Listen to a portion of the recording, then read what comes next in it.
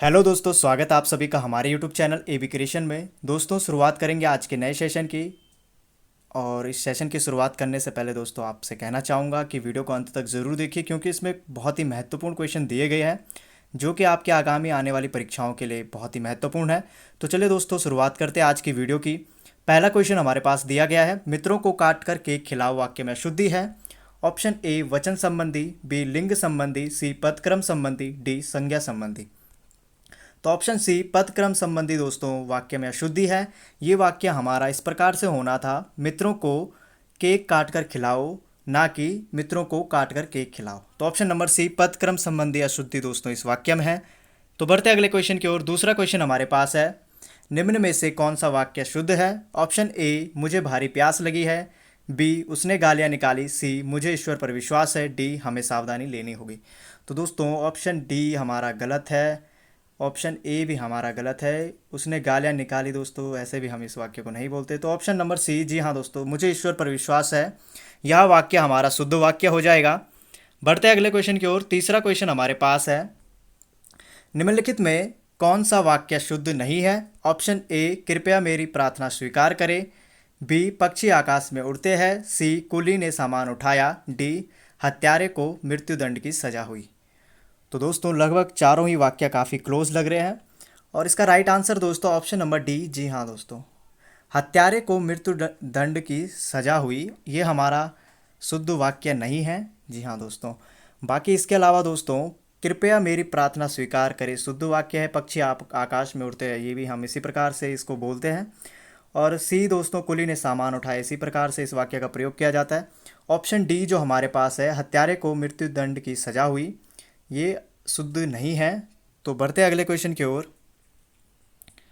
चौथा क्वेश्चन हमारे पास है, निम्न वाक्यों में से शुद्ध वाक्य कौन सा है। जी हाँ दोस्तों, निम्न वाक्यों में से शुद्ध वाक्य कौन सा है।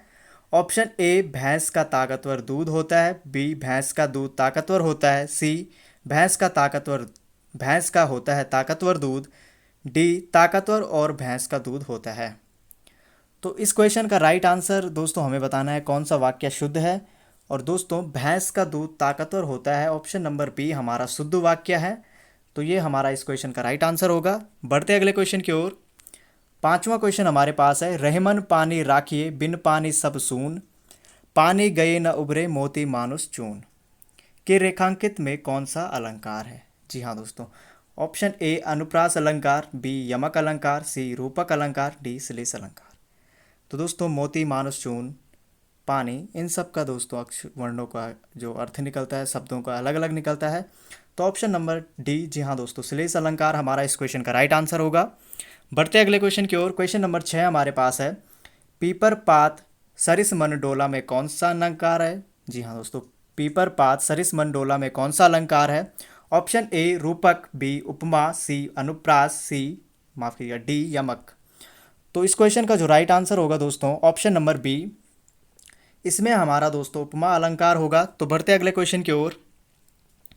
सातवां क्वेश्चन हमारे पास है, निम्न पंक्तियों में अलंकार है, उस काल मारे क्रोध के तनु कांपने उसका लगा, मानो हवा के जोर से सोता हुआ सागर जगा।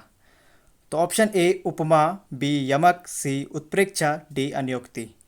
तो दोस्तों इसमें जो अलंकार होगा वो हो जाएगा हमारा उपमा अलंकार। जी हाँ दोस्तों, ऑप्शन नंबर ए उपमा अलंकार दोस्तों इसमें हो जाएगा। आठवां क्वेश्चन दोस्तों हमारे पास दिया गया है, निर्गुण उपासक कवि है। जी हाँ दोस्तों, ऐसे क्वेश्चन परीक्षाओं में अधिकतर पूछे जाते हैं। Option A Surdas, B Keshavdas, C Kabirdas, D Tulsidas. तो दोस्तों हमें बताना है निर्गुण उपासक कवि कौन है। तो इस क्वेश्चन का जो राइट आंसर होगा ऑप्शन नंबर सी, जी हाँ दोस्तों, निर्गुण उपासक कवि दोस्तों हमारे कबीरदास थे। तो बढ़ते अगले क्वेश्चन की ओर। पद्मावत के रचयिता का नाम क्या है। Option A Jaishankar Prasad, B Agyeya, C Malik Mohammad Jayasi, D Suryakant Tripathi Nirala. तो इस क्वेश्चन का जो राइट आंसर होगा दोस्तों option number C, Malik Mohammad Jayasi दोस्तों पद्मावत के रचयिता है। तो ये हमारा इस क्वेश्चन का राइट आंसर होगा ऑप्शन नंबर सी। तो बढ़ते अगले क्वेश्चन की ओर। क्वेश्चन नंबर 10 हमारे पास दिया गया है, निम्नलिखित में से कौन सी रचना तुलसीदास की नहीं है। Option A Janaki Mangal, B Rasvilas, C Ramagya Prashna, D Parvati मंगल। तो दोस्तों जो तुलसीदास की रचना इसमें नहीं होगी वो है दोस्तों ऑप्शन नंबर बी, रसविलास। दोस्तों तुलसीदास की रचना नहीं है, ऑप्शन ए तुलसीदास की रचना है, बी रामाज्ञा प्रश्न, बी पार्वती मंगल भी दोस्तों तुलसीदास जी की रचना है। पर इसमें जो ऑप्शन बी है दोस्तों रसविलास, ये तुलसीदास जी की रचना नहीं है। तो बढ़ते अगले क्वेश्चन की ओर। 11वां क्वेश्चन रामचरितमानस की भाषा है, ऑप्शन ए ब्रज भाषा, ब्रज भाषा, ऑप्शन ए, बी खड़ी बोली, सी अवधी भाषा, डी भोजपुरी। तो दोस्तों रामचरितमानस की जो भाषा थी वो थी दोस्तों ऑप्शन नंबर सी। जी हाँ दोस्तों, ऑप्शन नंबर सी अवधी भाषा। तो ये हमारा इस क्वेश्चन का राइट आंसर होगा। बढ़ते अगले क्वेश्चन की ओर। 12वां क्वेश्चन दोस्तों रामचरितमानस की शैली है, ऑप्शन ए मुक्तक शैली, बी प्रबंधक शैली, सी वर्णनात्मक शैली, डी परिमार्जित शैली। तो इस क्वेश्चन का जो राइट आंसर होगा दोस्तों वो हो जाएगा ऑप्शन नंबर बी, प्रबंधक शैली। दोस्तों रामचरितमानस की शैली थी, तो ये हमारा इस क्वेश्चन का राइट आंसर होगा। बढ़ते हैं दोस्तों अगले क्वेश्चन की ओर। 13वां क्वेश्चन हमारे पास है, सूरदास की भक्ति किस भाव की थी, ऑप्शन ए दास भाव, बी सखा भाव, सी पति भाव, डी स्वामी भाव। तो इस क्वेश्चन का जो राइट आंसर होगा ऑप्शन नंबर बी सखा भाव। जी हाँ दोस्तों, सूरदास की जो भक्ति थी दोस्तों वो सखा भाव थी, तो ये हमारा इस क्वेश्चन का राइट आंसर होगा। बढ़ते अगले क्वेश्चन की ओर। क्वेश्चन नंबर 14, निम्न में से किस पुस्तक में भ्रमर गीत का प्रसंग है, ऑप्शन ए रामचरितमानस, बी विनय पत्रिका, सी सूरसागर, डी पद्मावत। तो दोस्तों किस पुस्तक में भ्रमर गीत का प्रसंग है, तो दोस्तों ऑप्शन नंबर सी सूरसागर में दोस्तों भ्रमर गीत का प्रसंग है। तो ऑप्शन नंबर सी सूरसागर हमारा इस क्वेश्चन का राइट आंसर होगा। बढ़ते अगले क्वेश्चन की ओर। 15वां क्वेश्चन हमारे पास है, ब्रज भाषा की एक प्रमुख रचना का नाम है। जी हाँ दोस्तों, ब्रज भाषा की एक प्रमुख रचना का नाम है, option A Panchvati, B Urvashi, C Sursagar, D Chidambara. तो दोस्तों ब्रज भाषा की जो प्रमुख रचना है दोस्तों वो हो जाएगी हमारी ऑप्शन नंबर सी सूरसागर। जी हाँ दोस्तों, सूरसागर दोस्तों ब्रज भाषा की एक प्रमुख रचना है, तो ऑप्शन नंबर सी सूरसागर हमारा इस क्वेश्चन का राइट आंसर होगा। बढ़ते अगले क्वेश्चन की ओर। क्वेश्चन नंबर 16 हमारे पास है, बाल चित्रण में कौन सा कवि श्रेष्ठ है, option A Raskhan, B Meerabai, C Surdas, D Kabir. तो दोस्तों बाल चित्रण में जो कवि श्रेष्ठ थे वो थे दोस्तों हमारे सूरदास। जी हाँ दोस्तों, बाल चित्रण में दोस्तों सूरदास श्रेष्ठ कवि थे, तो ऑप्शन नंबर सी हमारा इस क्वेश्चन का राइट आंसर होगा। बढ़ते अगले क्वेश्चन की ओर। 17वां क्वेश्चन दोस्तों हमारे पास दिया गया है, रीतिकालीन कवियों का मुख्य विषय है, ऑप्शन ए नायिका का रूप सौंदर्य का चित्रण, बी भक्ति भावना, सी यथार्थ चित्रण, डी वीरता का चित्रण। तो इस क्वेश्चन का जो राइट आंसर होगा दोस्तों, रीतिकालीन कवियों का मुख्य विषय जो था दोस्तों वो था हमारा ऑप्शन नंबर ए, नायिका का रूप सौंदर्य का चित्रण उनका मुख्य विषय था, तो ऑप्शन नंबर ए हमारा इस क्वेश्चन का राइट आंसर होगा। तो बढ़ते अगले क्वेश्चन की ओर। 18वां क्वेश्चन हमारे पास है, बिहारी सतसई के रचयिता कौन है, option A Surdas, B Keshavdas, C Bihari Lal, D Tulsidas. तो इस क्वेश्चन का जो राइट आंसर होगा ऑप्शन नंबर सी। जी हाँ दोस्तों, बिहारी सतसई के रचयिता दोस्तों बिहारी लाल है, तो ऑप्शन नंबर सी हमारा इस क्वेश्चन का राइट आंसर होगा। बढ़ते अगले क्वेश्चन की ओर। 19वां क्वेश्चन हमारे पास है, निम्न में से मुसलमान होते हुए भी कौन सा कवि कृष्ण भक्त हुआ था, option A Rahimdas, B Malik Mohammad Jayasi, C Kabirdas, D Ras Khan. तो इस क्वेश्चन का जो राइट आंसर होगा option number D, Ras Khan दोस्तों मुसलमान होते हुए भी कृष्ण भक्त थे, तो ऑप्शन नंबर डी हमारा इस क्वेश्चन का राइट आंसर होगा। बढ़ते अगले क्वेश्चन की ओर। 20वां क्वेश्चन हमारे पास है, निम्नलिखित में से कौन सी रचना खड़ी बोली की है, option A Surdas, B Padmavat, C Saket, D Kavitavali. तो दोस्तों जो रचना हमारी खड़ी बोली की होगी वो हो जाएगी ऑप्शन नंबर सी, साकेत दोस्तों खड़ी बोली की रचना है, तो ऑप्शन नंबर सी हमारा इस क्वेश्चन का राइट आंसर होगा। बढ़ते अगले क्वेश्चन की ओर। 21वां क्वेश्चन हमारे पास है, छायावाद के प्रमुख कवि है, ऑप्शन ए मैथिली शरण गुप्त, बी सूरदास, सी जयशंकर प्रसाद, डी मीराबाई।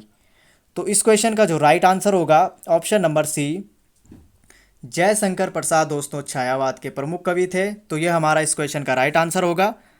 तो बढ़ते अगले क्वेश्चन की ओर। 22वां क्वेश्चन हमारे पास है, कामायनी महाकाव्य के रचयिता कौन है, option A Surdas, B Jaishankar Prasad, C Suryakant Tripathi Nirala, D Premchand.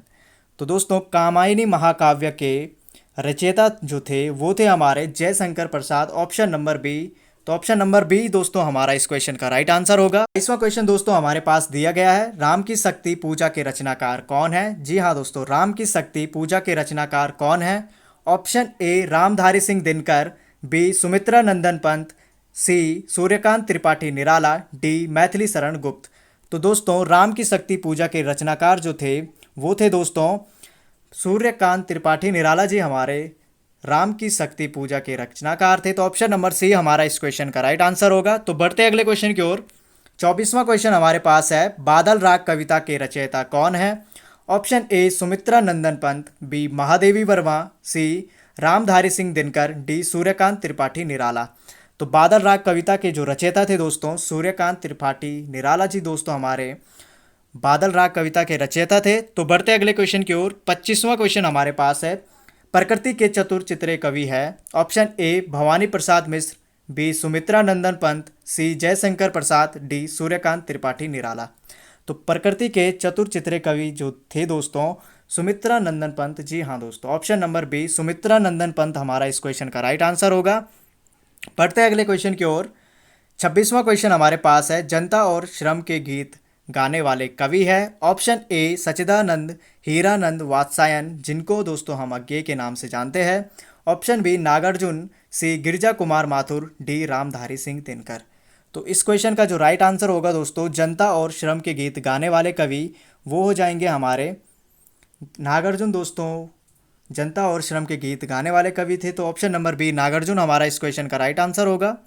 बढ़ते अगले क्वेश्चन की ओर। 27वां क्वेश्चन हमारे पास है, हिंदी गजल लेखन का कार्य किसने प्रारंभ किया? Option A Gopal Das Neeraj, B Hullad Moradabadi, C Dushyant Kumar, D Harivansh Rai Bachchan. तो दोस्तों हिंदी गजल लेखन का कार्य जो प्रारंभ किया था वो किया था दोस्तों हमारा दुष्यंत कुमार ने। तो ऑप्शन नंबर सी हमारा दुष्यंत कुमार इस क्वेश्चन का राइट आंसर होगा। बढ़ते अगले क्वेश्चन की ओर। 28वां क्वेश्चन हमारे पास है, निम्न में से कौन सा कवि हास्य रस का नहीं है? Option A Surendra Sharma, B Kaka Hathrasi, C Om Prakash Aditya, D Girija Kumar Mathur. तो दोस्तों जो कवि हमारे हास्य रस के नहीं थे वो थे दोस्तों गिरिजा कुमार माथुर दोस्तों हास्य रस के कवि नहीं थे। तो ऑप्शन नंबर डी हमारा इस क्वेश्चन का राइट आंसर होगा। बढ़ते 29वें क्वेश्चन की ओर। उपन्यास सम्राट किसे कहा जाता है? Option A Munshi Premchand, B Jaishankar Prasad, C Vrindavan Lal Verma, D Shyam Sundar Das. जी हाँ दोस्तों, option A Munshi Premchand, B Jaishankar Prasad, C Vrindavan Lal Verma, D Shyam Sundar Das. तो उपन्यास सम्राट जो दोस्तों हमारे कहे जाते थे वो कहे जाते थे दोस्तों मुंशी प्रेमचंद।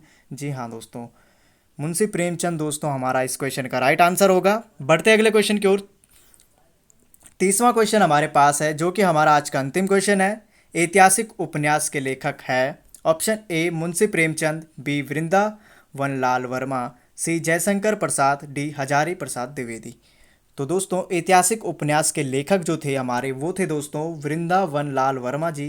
तो ऑप्शन नंबर बी हमारा इस क्वेश्चन का राइट आंसर होगा।